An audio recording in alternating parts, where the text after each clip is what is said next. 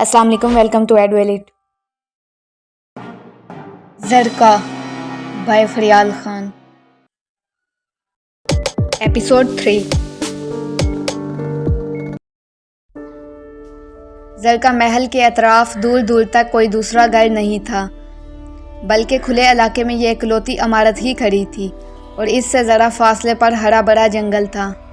इन चारों से जितना और जहाँ जहाँ मुमकिन था उन्होंने फाइज़ को ढूंढ लिया था, मगर वो कहीं नहीं मिला था और अलग अलग सिमतों में गए। ये चारों वापस ज़रका महल के सामने आ गए थे। यार, सब जगह ढूंढ लिया मगर फाइज़ का कोई पता नहीं है, नौशाद ने मायूसी से कहा। ये जगह भी खुली है और आसपास कोई दूसरा घर भी नहीं है कि वहाँ चला गया हो, जवाद भी बोला। ये जो थोड़ा दूर जंगल है, मैंने यहाँ भी बैरूनी हिस्से में ढूंढा है इसे, मगर नतीजा सिफर है, हारिब ने भी एक सिमत इशारा करते हुए बताया। दोबारा अंदर चलकर ढूंढे क्या? हो सकता है कि फाइज़ भाई किसी और कमरे में जाकर सो गए हों, नवाफिल ने ख्याल जाहिर किया। ऐसा मुमकिन तो नहीं है, मगर इसके सिवा हम कुछ और कर भी तो नहीं सकते हैं, तो चलो एक बार अंदर ही ढूंढ लेते हैं, नौशाद ने कंधे उचकाते हुए तायीद की। जिस पर रजामंद होने के बाद तीनों दोबारा ज़रका महल के बंद दरवाजे की जानिब बढ़े, मगर इससे कबल के जवाद आगे बढ़कर डोर बेल बजाता दरवाज़ा खुद ब खुद ही अंदर की तरफ खुला, जिसे खोलने वाली ज़रका थी। अभी ये लोग हैरान हो रहे थे कि वो दरवाज़ा खुला छोड़कर वापस चली गई। इन लोगों ने पहले एक दूसरे को देखा और फिर एक एक करके सब अंदर आ गए, जिसके बाद नौशाद ने दरवाज़ा बंद कर दिया। इन्हें लगा था कि ज़रका यही हाल में होगी, मगर वो तो यहाँ थी ही नहीं। इसके दरवाज़ा खोलकर पीछे हटने में और इनके अंदर आने में चंद सेकंड्स ही लगे थे, और इस मुख्तसर वक्त में इसका इतनी तेज़ी से अंदर जाकर गायब हो जाना बहुत अजीब था। नवाफिल और नौशाद, तुम दोनों नीचे चेक करो, मैं और हारिब ऊपर जाकर ढूंढते हैं इसे नज़रअंदाज करते हुए जवाद असल मौजू की जानिब आया। फिर नौशाद और नवाफिल नीचे अलग अलग सिमतों में चले गए, जबकि जवाद हारिब के संग ऊपर की जानिब बढ़ा। नवाफिल इसे तलाशते हुए काफ़ी अंदर आ गया था। ये एक बड़ी सी राहदारी थी, जिसके एक तरफ कांच की बुलंदोबाला बंद खिड़कियां थीं और दूसरी तरफ दीवार थी जिस पर अजीबो गरीब पेंटिंग्स आवाज़ियाँ थीं। इस जगह की गिरदो आलूदगी और वीरानियत देखकर लग रहा था शायद यहाँ किसी का आना जाना नहीं है। राहदारी के अख्ताम पर इसे एक कमरे का दरवाज़ा नज़र आया। वो इस दरवाजे की तलाशी लेने की नीयत से आगे बढ़ा तो इसका दिल धक से रह गया। दरवाजे के नीचे से एक उंगली बाहर आई हुई थी, जिसमें सिल्वर की अंगूठी थी, और इसे लम्हा लगा था ये उंगली और अंगूठी पहचानने में, मगर इसकी समझ में नहीं आया कि फौरी तौर पर क्या करे। फाइज़ भाई, आप अंदर हैं? इसने घबराए हुए अंदर में दस्तक देते हुए पुकारा, मगर कोई जवाब नहीं आया। आप मुझे डरा रहे हैं फाइज़ भाई? इसे लगा शायद ये मजाक है, मगर जवाब अब भी नहीं मिला। इसने दरवाजे की नाप पर हाथ रखा, मगर दरवाज़ा खुला नहीं, तो वो डरते डरते नीचे झुका और उंगली को खींच कर देखना चाहा, मगर इसके खींचते ही अगले पल वो उंगली इसके हाथ में आ गई, जो कि कटी हुई थी। ये देखकर पहले इसकी आंखें हैरत से फैली और फिर पूरा ज़रका महल इसकी सहमी हुई चीखों से गूंज उठा, जिसके बाइस वो तीनों जो अलग अलग सिमत में फाइज़ को ढूंढ रहे थे बर्क रफ्तारी से भागते हुए नवाफिल की चीख के ताक़ुब में आए। यहाँ पहुंचकर उन्होंने देखा कि नवाफिल दीवार से टेक लगाकर डरा हुआ बैठा था। क्या हुआ नवाफिल?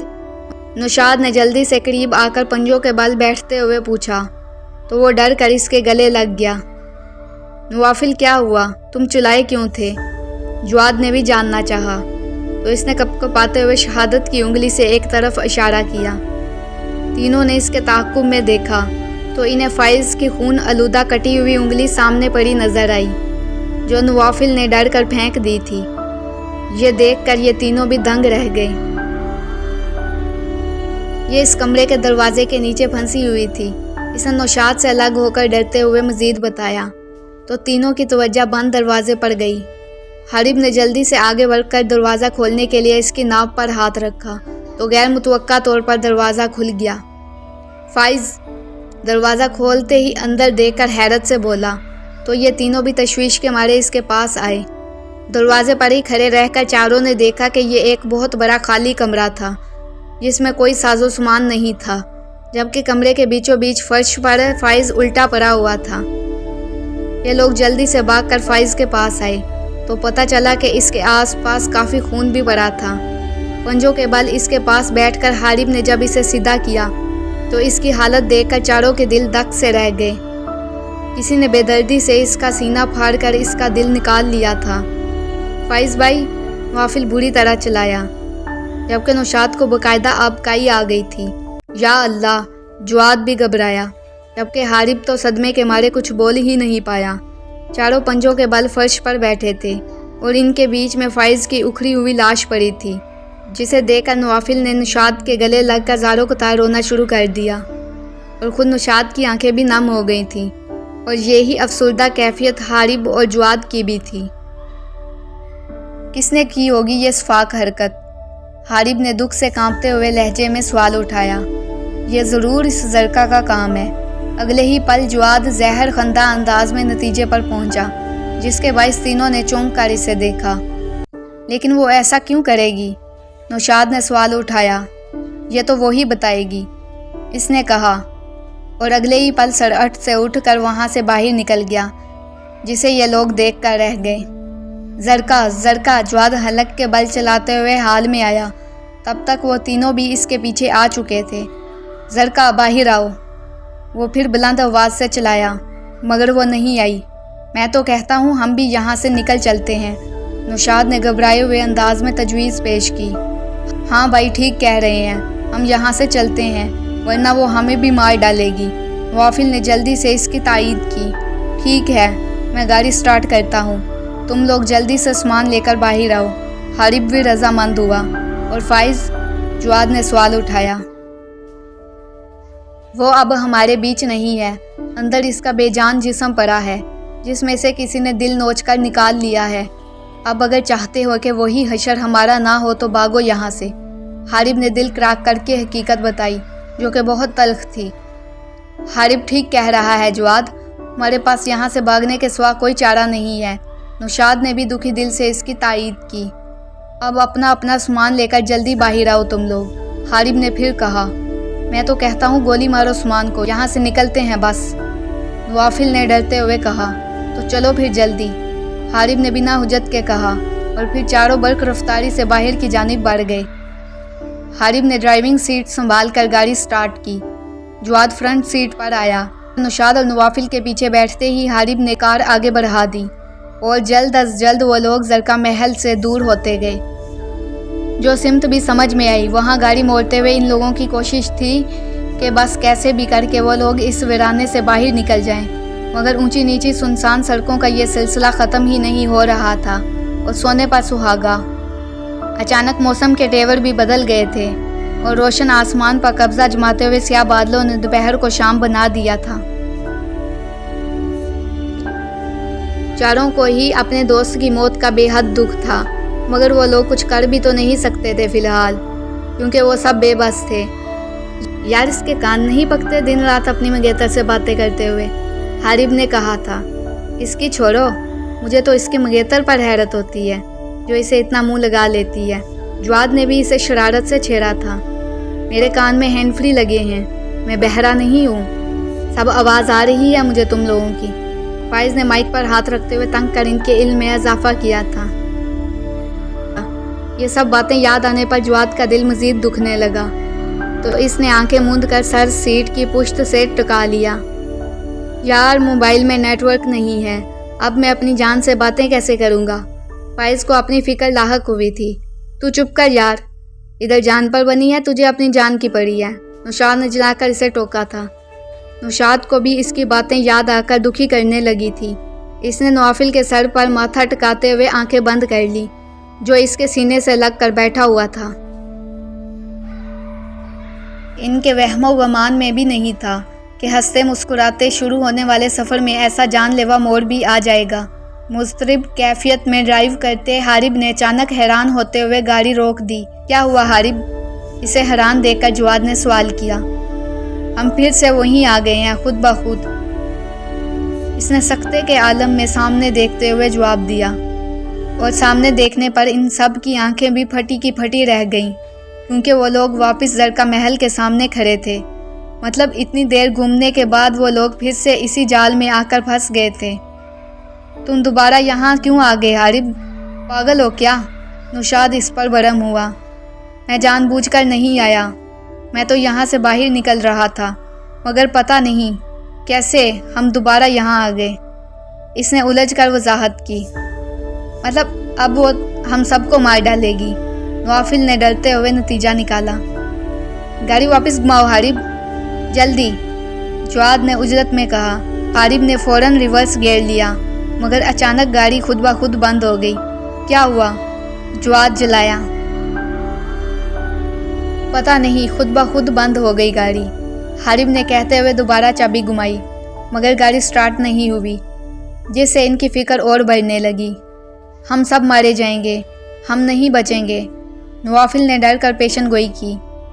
چپ کرو، کچھ نہیں ہوگا کسی کو، نوشاد نے اسے ڈانٹا، جبکہ حارب ہنوز کار سٹارٹ کرنے میں ناکام تھا۔ تم ادھر آؤ حارب، میں ٹرائی کرتا ہوں، جواد کہتے ہوئے گاڑی سے اترا اور گھوم کر ڈرائیونگ سیٹ پر آیا، جبکہ حارب فرنٹ سیٹ پر آ کر بیٹھ گیا۔ جواد کی مسلسل جس سے اب ان لوگوں کی پریشانی بڑھنے لگی تھی۔ تبھی اچانک تیز ہوا چلنے لگی، جس سے آس پاس لگے بلند و بالا پیڑ بھی ہلنے لگے۔ اندھیرا بڑھنا شروع ہو گیا، جس سے یہ لوگ مزید ڈر گئے۔ جواد جلدی گاڑی سٹارٹ کرو، یہ پیڑ کسی بھی وقت ہوا سے اکھڑ کر گاڑی پر گرنے والا ہے، نوشاد نے خطرہ بھانپتے ہوئے کہا۔ اور اس کی بات واقعی درست تھی، پیڑ بس کسی بھی وقت گرنے والا تھا، مگر گاڑی سٹارٹ ہی نہیں ہو رہی تھی۔ جلدی سے باہر نکلو گاڑی سے، جواد نے زور آزمائی ترک کرتے ہوئے عجلت میں حکم دیا، جس کی تکمیل کرتے ہوئے یہ لوگ فوری طور پر گاڑی سے باہر آئے۔ اور ان کے دور ہوتے ہی وہ بڑا سا بھاری بھرکم پیڑ گاڑی پر آ کر گرا، جس سے نہ صرف اس سیاہ کربلا کی چھت چپک گئی بلکہ شیشے بھی ٹوٹ کر دور تک اڑے۔ ہوا بھی مزید زور پکڑنے لگی تھی، جس کی وجہ سے ان لوگوں کا کھڑے رہ پانا مشکل ہو رہا تھا۔ سب لوگ گھٹنوں کے بل زمین پر بیٹھ کر سر دونوں ہاتھوں میں چھپا لو، جلدی، تیز ہوا کے باعث حارب نے چلاتے ہوئے تجویز دی، جس پر عمل کرتے ہوئے سب ویسے ہی بیٹھ گئے، کیونکہ اگر کھڑے رہتے تو زیادہ خطرہ تھا۔ کچھ دیر یوں ہی آنکھیں بند کر سر جھکائے بیٹھے رہنے کے بعد انہیں محسوس ہوا کہ ہوا کم ہو کر اب بند ہو گئی ہے۔ ان لوگوں نے اس خیال کی تصدیق کے لیے آہستہ آہستہ سر اٹھا کر دیکھا تو وہ دنگ رہ گئے۔ وہ لوگ زرکا محل کے اندر اس کے حال کے فرش پر بیٹھے تھے۔ ہم اندر کیسے آ گئے؟ نوشاد ہکا بکا تھا، اور یہی کیفیت باقی سب کی بھی تھی، جو اب کھڑے ہو چکے تھے۔ اب تو پکا یقین ہو گیا ہے کہ وہ زرکا ضرور کوئی ڈین ہے، اور وہی یہ سب کچھ کر رہی ہے، وہ ہمیں نہیں چھوڑے گی۔ نوافل کا ڈر بڑھتا جا رہا تھا۔ اب ہم کیا کریں گے؟ نوشاد نے بھی ناسمجھی سے سوال اٹھایا۔ تو سب ایک دوسرے کو دیکھنے لگے۔ یہ چاروں اس وقت ایک کمرے میں آ کر بند ہو کر بیٹھ گئے تھے۔ حالانکہ یہ کوئی محفوظ تدبیر نہیں تھی، مگر فی الحال ڈوبتے کو تنکے کا سہارا ہی کافی تھا۔ نوافل ایک ڈبل صوفے پر نوشاد سے چپک کر بیٹھا تھا۔